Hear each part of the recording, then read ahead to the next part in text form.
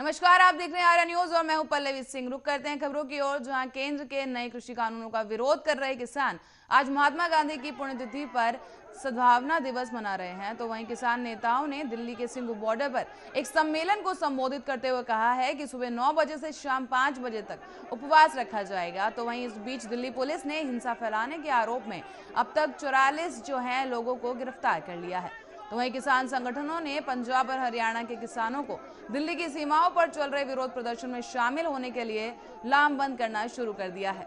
तो वहीं शिरोमणि अकाली दल और इनेलो जैसे राजनीतिक दलों ने भी किसानों का साथ देने की घोषणा कर दी है। तो वहीं किसान नेताओं ने यह दावा किया है कि जिंद और हिसार, भवानी और रोहतक समेत हरियाणा के कई हिस्सों से किसानों ने केंद्र के 3 नए कृषि कानूनों के खिलाफ चल रहे आंदोलन में शामिल होने के लिए दिल्ली की सीमाओं की ओर बढ़ना शुरू कर दिया है। तो वहीं इस बीच भारतीय किसान यूनियन के एक नेता ने कहा कि हरियाणा में कई खाप पंचायतों ने बैठक की है और किसान आंदोलन को समर्थन देने का फैसला लिया गया है।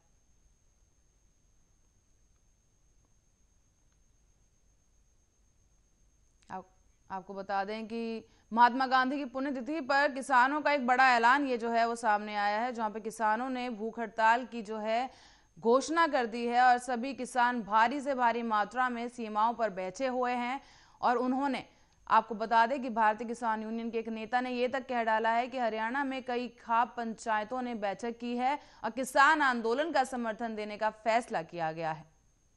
इस बीच आप देख सकते हैं किस तरह से किसानों का जत्था जो है लगा हुआ है और सीमाओं पर डटा हुआ है। तो वहीं कृषि कानूनों के विरोध में किसानों का आंदोलन लगातार जारी है और आज जो है किसानों ने भूख हड़ताल तक का ऐलान कर दिया है। आपको बताते चले कि कल मुजफ्फरनगर में महापंचायत का आयोजन किया गया था, जिसके बाद आज ये फैसला लिया गया है और किसान एक टूक बात बोल रहे हैं कि वो कृषि कानूनों के खिलाफ हैं और कृषि कानून वापस लिए जाने चाहिए। और इसीलिए किसानों ने आज भूख हड़ताल का जो है ऐलान कर दिया है और किसान जो है भूख हड़ताल कर रहे हैं। आपको बता दें कि आंदोलन में शामिल होने के लिए दिल्ली की सीमाओं की ओर सभी किसानों ने बढ़ना शुरू कर दिया है। ताजा तस्वीरों में आप देख सकते हैं किस तरह से किसानों का हुजूम जो है सीमाओं पर डटा हुआ है। और इसी बीच आपको ये भी बता दें कि किसान नेताओं ने दावा किया है कि जिंद, हिसार, भिवानी और रोहतक समेत हरियाणा के कई हिस्सों से किसानों ने केंद्र के 3 नए कानूनों के खिलाफ चल रहे आंदोलन में शामिल होने के लिए दिल्ली की सीमाओं की ओर बढ़ना शुरू कर दिया है।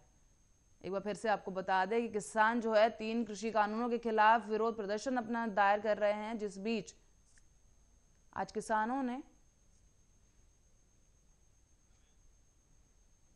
ने जो है भूख हड़ताल शुरू कर दी है। आपको बता दें कि 26 जनवरी को हुई हिंसा के बाद कई किसानों ने और कई किसान संगठनों ने इस आंदोलन से किनारा कर लिया था और वापस लौट गए थे। हालांकि राकेश टिकैत जो है लगातार आंदोलन में डटे हुए थे और उन्होंने साफ तौर पर कह दिया था कि वो अपनी जगह से नहीं हटेंगे। अपनी मांगों को पूरा कराने के लिए राकेश टिकैत ने जो है साफ तौर पर कह दिया था कि अब वो अनशन का सहारा लेंगे। और इसी के दौरान उन्होंने नोएडा का पानी पीने तक से इनकार कर दिया था, जिसके चलते कि राकेश टिकैत के लिए घर से खाने पीने का सामान लाया गया था। और इस बीच अब जो है किसान नेताओं के साथ महापंचायत की गई थी, जिसके बाद आज जो तस्वीरें निकलकर सामने आ रही हैं वो ये है कि जगह जगह से किसानों का जत्था जो है दिल्ली की सीमाओं की ओर कूच कर रहा है। और इसी बीच सीमाओं पर जुटे किसान अनशन पर बैठे हुए हैं।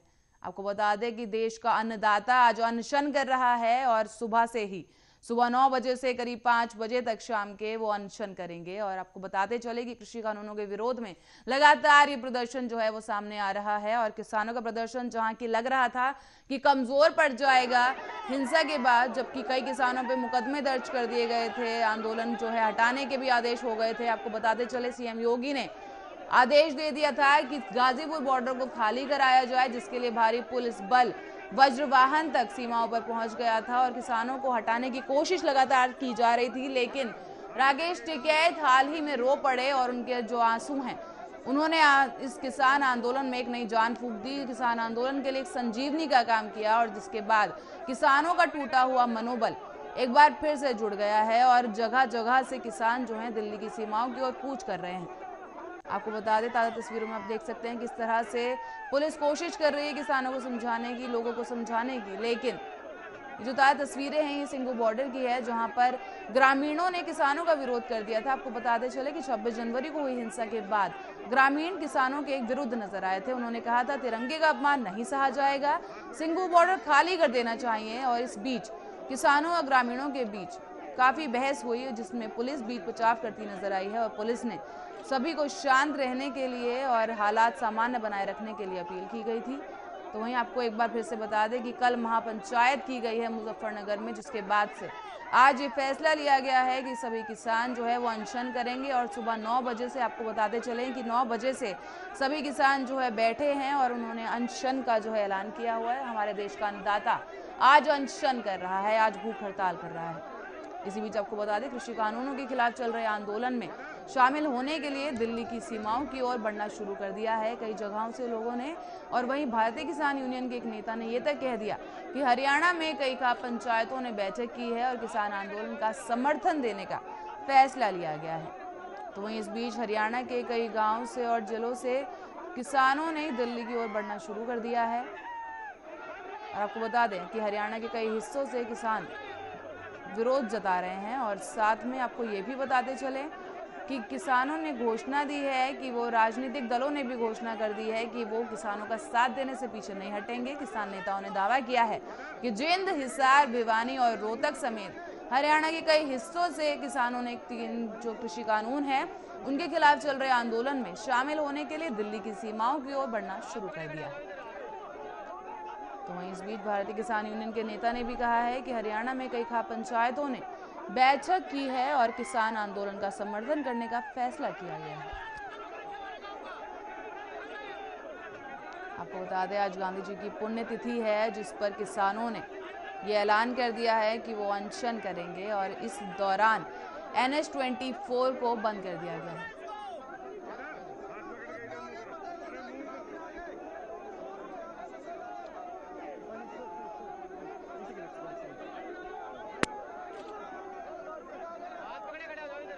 आपको बता दें किसानों ने महात्मा गांधी को श्रद्धांजलि भी दी। और इस बीच गाजीपुर पर भूख हड़ताल पर जो किसान हैं वो डटे हुए हैं। और इस बीच आपको बता दें कि किसानों के झत्ते को देखते हुए, किसानों के हुजूम को देखते हुए NH-24 जो है वो बंद कर दिया गया है। आने जाने वाले रास्तों पर रोक लगा दी गई है और पुलिस ने भी बैरिकेडिंग लगाकर तमाम सुरक्षा के इंतजामात जो हैं वो किए हुए हैं। हालांकि किसानों की तरफ से किसी तरह का उग्र प्रदर्शन या आक्रोश अभी तक नजर नहीं आया है। किसान शांतिपूर्वक बैठे हैं और डटे हुए हैं अपनी मांगों को लेकर और वो शांतिपूर्ण तरीके से अनशन कर दिया है उन्होंने और बैठकर वो जो है अपने विरोध जो है दर्ज करवा रहे हैं। इसी बीच कई हिस्सों से आपको बताते चले कि हरियाणा और पंजाब के कई हिस्सों से किसानों ने वापस से आना शुरू कर दिया है। और आपको बताते चले कि कहीं ना कहीं ये आंदोलन कमजोर पड़ता नजर आ रहा था। कई जो दल थे उन्होंने भी अपना वापसी कर ली थी इस आंदोलन से, लेकिन हाल ही में राकेश टिकैत के बयान और भाषण के बाद से जहां वो रो पड़े थे, कई किसानों के बीच जो है उनका जो टूटता हुआ मनोबल है वापस से जुड़ता हुआ नजर आया है। और यही एक कारण है कि देश भर से सभी किसान जो है आ रहे हैं दिल्ली की सीमाओं की ओर कूच कर रहे हैं और अनशन कर रहे हैं।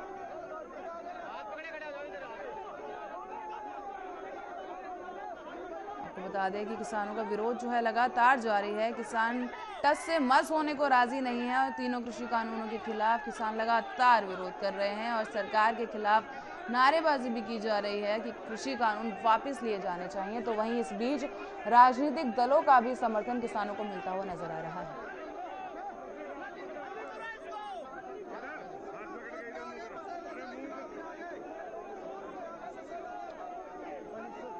ताज़ा तस्वीरों में आप देख सकते हैं किस तरह से जो भीड़ है वो बेकाबू हो रही है और सभी कोशिश कर रहे हैं कि वो आंदोलन का हिस्सा बन सकें और दिल्ली की सीमाओं की ओर बढ़ सकें। लेकिन पुलिस की तरफ से भी कई जो है चाक चौबंद जो है बंदोबस्त किए जा चुके हैं, क्योंकि दिल्ली की सुरक्षा जो है फिलहाल ताक पर है। आपको बताते चले हाल ही में इजरायली दूतावास के बाहर एक धमाका हुआ है, जिसके बाद से दिल्ली पुलिस और पूरे देश भर की पुलिस जो है कई राज्यों में हाई अलर्ट जारी कर दिया गया है। इस बीच दिल्ली पुलिस की मुसीबतें जो हैं वो कम होती नजर नहीं आ रही हैं, बल्कि एक नई चुनौती उनके सामने आकर खड़ी हो गई है। एक तरफ किसान आंदोलन और इतने किसान हैं, तो दूसरी तरफ दिल्ली में इस तरह के हो रहे धमाके पुलिस के लिए बहुत मुश्किलें खड़ी कर देते हैं। और आपको बताते चलें कि इस बीच किसानों का हुजूम जो है दिल्ली की सीमाओं की ओर बढ़ चला है। हरियाणा के कई जगहों से किसान जो हैं दिल्ली की ओर कूच कर रहे हैं, दिल्ली सीमाओं पर डटे हैं और कह रहे हैं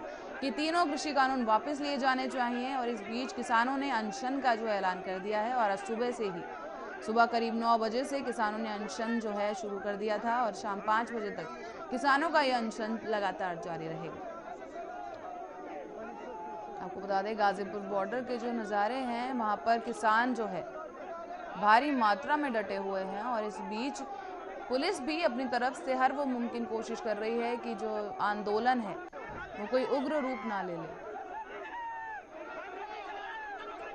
एक बार फिर से आपको बता दें कि आज महात्मा गांधी की पुण्यतिथि पर सद्भावना दिवस मनाया जा रहा है और वहीं किसान नेताओं ने दिल्ली के सिंघू बॉर्डर पर एक सम्मेलन को संबोधित किया है और उस दौरान उन्होंने कहा कि सुबह 9 बजे से शाम 5 बजे तक उपवास रखा जाएगा। और इस बीच दिल्ली पुलिस ने हिंसा फैलाने के आरोप में तो वहीं इस मामले में ज्यादा जानकारी के लिए हमारे संवाददाता राजीव जुड़ चुके हैं। राजीव जी, क्या स्थिति बनी हुई है वहां पर?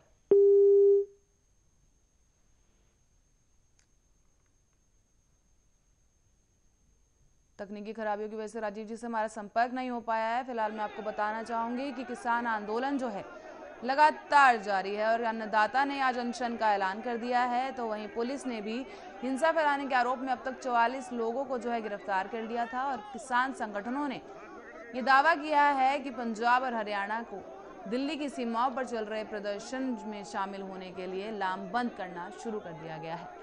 आपको बता दें अकाली दल और इनेलो जैसी राजनीतिक दलों ने भी किसानों का साथ देने की घोषणा कर दी है और इसी बीच किसान नेताओं ने यह दावा किया है कि जिंद, हिसार, भिवानी और रोहतक समेत हरियाणा के कई हिस्सों से किसानों ने केंद्र के 3 नए कृषि कानूनों के खिलाफ चल रहे आंदोलन में शामिल होने के लिए दिल्ली की सीमाओं पर बढ़ना शुरू कर दिया है। हमारे संवाददाता इस जानकारी के लिए हमारे साथ मौजूद हैं राजीव जी। राजीव जी, क्या स्थिति बनी हुई है इस वक्त वहां पर? हेलो जी राजीव जी, क्या स्थिति बनी हुई है वहां पर? सर, आप अपना सवाल दोबारा रिपीट करेंगे? राजीव जी, वहां पर क्या स्थिति बनी हुई है? किसान जो है अनशन कर रहे हैं, तो किस तरह का माहौल जो है वहां पर बना हुआ है इस वक्त? देखिए, बिल्कुल बताइए, जिस तरीके से किसानों की जो आवाज है वो कहीं ना कहीं अब दोबारा से जोर पकड़ती नजर आ रही, क्योंकि जिस तरीके से राकेश टिकैत ने गाजीपुर के बॉर्डर से कहीं ना कहीं ये कहा था कि सरकार जो है उनका आंदोलन जो है जबरन खत्म कराना चाहती है, मगर देखना है कि सरकार की जो कोशिश थी वो कहीं ना कहीं विफल होती नजर आ रही है। और कहीं ना कहीं बात करें जिस तरीके से राकेश टिकैत ने बाबू को कहा है कि जनता से अपील की है कि जनता जल्द उनकी मदद करे, और कहीं ना कहीं जिस तरीके से रोकर उन्होंने कहा है, तो देखना होगा कि जो जनता वापस आ रही है और कहीं ना कहीं किसानों की जो आवाज है वो दोबारा से जोर पकड़ती जा रही है। यहाँ तक कि पंजाब के या फिर अमृतसर के या फिर क्या यूपी के लगातार किसान जो है वो वापस आते नजर आ रहे हैं और कहीं ना कहीं आंदोलन जो है जो एक बार टूटता नजर आया था वो दोबारा से जोर पकड़ता नजर आ रहा है। और कहीं ना कहीं अब किसानों का जो आंदोलन है वो कहीं और रुक होगा और कहीं ना कहीं देखना होगा सरकार के ऊपर कितना प्रेशर बन पाता है, क्योंकि जिस तरीके से 11 दौर की बैठकें हुई है, 11 दौर की बैठक जो थी सरकार के साथ वो विफल रही थी, मगर एक तरफ जिस तरीके से आप किसानों का दोबारा से कह सकते हैं जो रुख बदल रहा है या फिर कहें जनता वापस आ रही है, या किसान जो चाहते हैं कि तीनों कृषि कानून वापस हो, अब देखना होगा किस तरीके से दोबारा से सरकार के ऊपर प्रेशर बन पाता है। जी, तो जिस तरह से दिल्ली में इस वक्त सुरक्षा को लेकर पुलिस की जो है जो चुनौतियां हैं वो काफी बढ़ती नजर आ रही हैं, तो क्या किस तरह से पुलिस प्रशासन की तरफ से क्या इस पे प्रतिक्रिया दी गई है इस वक्त? देखिए, बिल्कुल भाई, जिस तरीके से बात करें दिल्ली पुलिस की, तो दिल्ली पुलिस की मुश्किलें जरूर बढ़ी है, क्योंकि एक तरफ तो किसान आंदोलन चल रहा है, दूसरी तरफ लाल किले की जो हिंसा हुई है वो कहीं ना कहीं, और तीसरी तरफ जो कल ब्लास्ट हुआ है, तो कहीं ना कहीं दिल्ली पुलिस की मुश्किलें जरूर बढ़ी है। मगर सुरक्षा व्यवस्था के मद्देनजर रखते हुए दिल्ली पुलिस कोशिश करती नजर आई थी, मगर वो कोशिश कहीं ना कहीं उनकी पूरी नहीं हुई, और जिसकी वजह से कल भी हमने जो देखने को मिला कि ब्लास्ट भी हुआ है, वो भी खुद इजरायली क्या कहते हैं एम्बेसी के बाहर, और कहीं ना कहीं दिक्कतें जरूर है। मगर दिल्ली पुलिस के साथ साथ अब सुरक्षा एजेंसियां भी जुट गई है और कहीं ना कहीं जांच की व्यवस्था बनाई जा रही है। यहाँ तक कि किसानों का आंदोलन है उसको भी मैनेज करना है, जो ब्लास्ट हुआ है उसको भी मैनेज करना है, उसके सबूत भी जुटाने हैं। और जो विदेशों से कैसे संपर्क नजर आ रहे हैं कि जो चिट्ठी लेटर मिला है, लेटर के अंदर ये भी कहा गया है कि ये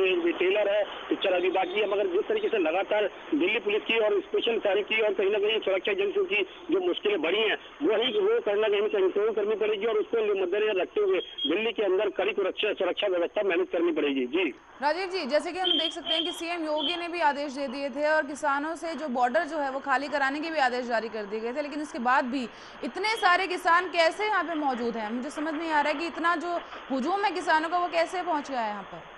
देखिए बिल्कुल बताएं, जिस तरीके से बात करें राकेश टिकैतिया की, राकेश टिकैतिया को बिल्कुल खाली कराने के लिए यहाँ तक कि यूपी पुलिस और दिल्ली पुलिस दोनों मौजूद थी और कहीं ना कहीं उनको कहा भी गया था कि आप आंदोलन खत्म कीजिए और यहाँ से जगह खाली कीजिए, क्योंकि जो स्थानीय लोग हैं उनकी भी यही डिमांड आ रही थी कि जो ये रास्ता खाली करा जाए और कहीं ना कहीं वो परेशानी की वजह से कहीं ना कहीं किसानों को चाहते हैं कि आंदोलन खत्म हो या फिर उनका जो रास्ता है वो खोला जाए। मगर दिल्ली पुलिस ने लगातार कोशिश करने की कोशिश की और कहीं ना कहीं जो राकेश टिकैतिया ने भावुक होकर कहीं ना कहीं जनता से अपील की कि सरकार उनके ऊपर गोली चलाना चाहती है, जबरन तो उनका आंदोलन खत्म कराना चाहती है। मगर जिस तरीके से उन्होंने अपील की थी वो कहीं ना कहीं जनता के लिए कहीं ना कहीं बैकफुट कह सकते हैं। जनता जो थी वो कहीं ना कहीं किसानों की तरफ वापस हुई और कहीं ना कहीं जो रात में शायद बताई जा रही थी कि रात में ही खाली करा लिया जाएगा गाजीपुर बॉर्डर को, मगर कहीं ना कहीं जो जनता वापस आई, यानी किसान वापस आए और लगभग भारी संख्या के अंदर, और यहाँ तक कि जो उनके खुद के भाई थे उन्होंने खुद ट्वीट करके कहा था कि हम वापस आ रहे हैं और खुद उनके लिए पानी लेके आए थे और उनके लिए जो उनकी जो भूख हड़ताल थी उसको खत्म कराया था। मगर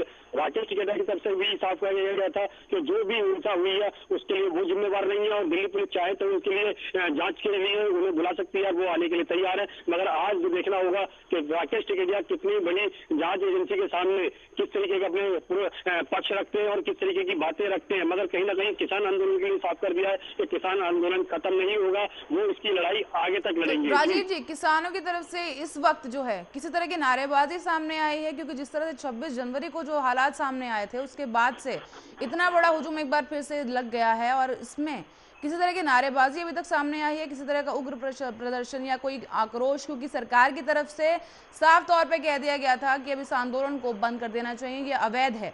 और साथ ही जो नोएडा है, गाजीपुर बॉर्डर है, वहां पे धारा 144 भी लगा दी गई है।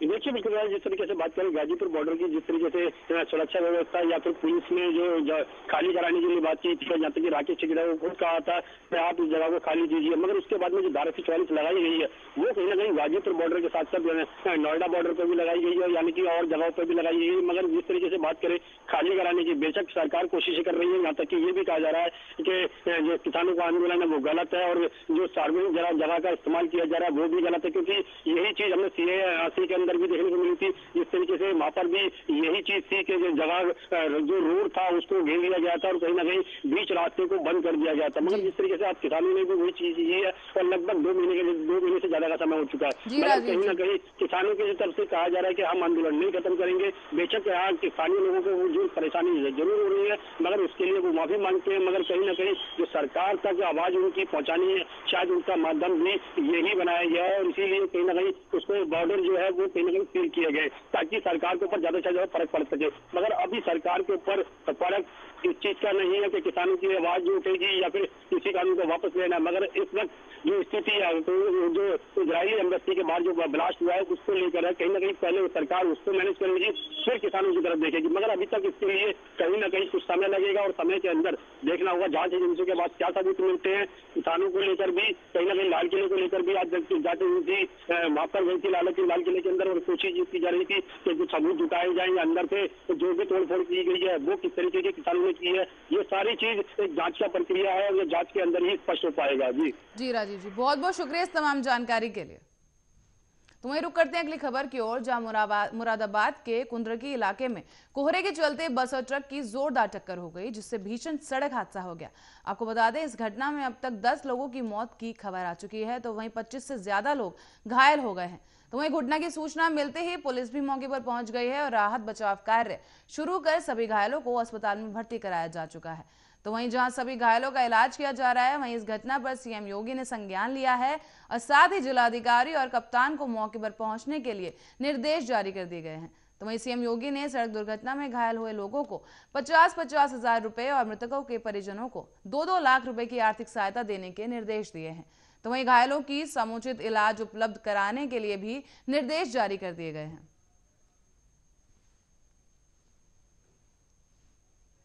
आपको बता दें, कोहरे के चलते ये जो सड़क हादसा है ये हुआ है और जिसके बाद करीब 10 लोगों की मृत्यु हो चुकी है, तो वहीं 25 से ज्यादा लोग घायल हो चुके हैं।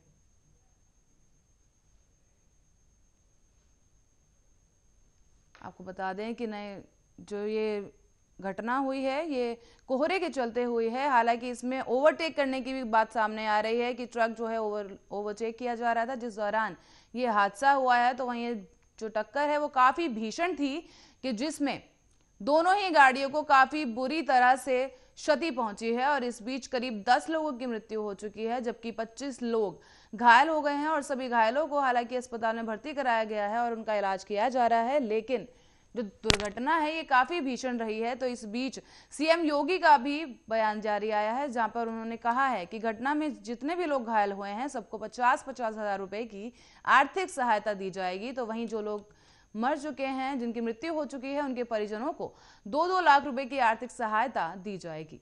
तो वहीं इस मौके पर सीएम योगी ने जिलाधिकारी से भी आदेश दे दिया है कि वो घटनास्थल पर पहुंचे और घटनास्थल का जायजा ले। तो वहीं इस मौके पर इस घटना के बारे में ज्यादा जानकारी के लिए हमारे संवाददाता दानवीर जुड़ चुके हैं। दानवीर जी।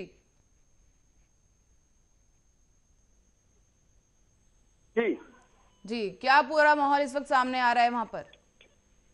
बिल्कुल, पहले मैं आपको बताना चाहूंगा, इस समय मैं जिला अस्पताल मुरादाबाद मौजूद हूँ, जहाँ इन लोगों को भर्ती किया गया है। जो घायल थे उन्हें मेरे पीछे आप देख सकते हैं कक्ष बना हुआ है, इसमें उन लोगों को भर्ती किया गया है और हम उनके परिवार वालों से भी बात करेंगे और जानेंगे जो योगी आदित्यनाथ जी ने 50,000 रुपए की धनराशि इलाज करने वालों को जो घोषणा की है और उसमें उन परिवार वालों से भी जानेंगे आखिरकार उस मामले को लेकर वो संतुष्ट है नहीं है। क्योंकि इस तरीके हम बात करें तो अभी डॉक्टरों से जानकारी हुई लगभग 13 लोगों को यहाँ भर्ती किया गया है और लगभग 6 लोगों को दूसरे अस्पताल में रेफर किया गया है और इसमें 10 लोगों की मृत्यु बताई जा रही है। बड़ा हादसा जो हुआ है देख सकते हैं आप, देखिए मेरे सामने ये लोग वो घायल है जो उस बस में बैठे थे और ये कहीं ना कहीं काम करने के लिए फैक्ट्री में जा रहे थे। उसी दौरान ये एक अचानक हादसा हो जाता है।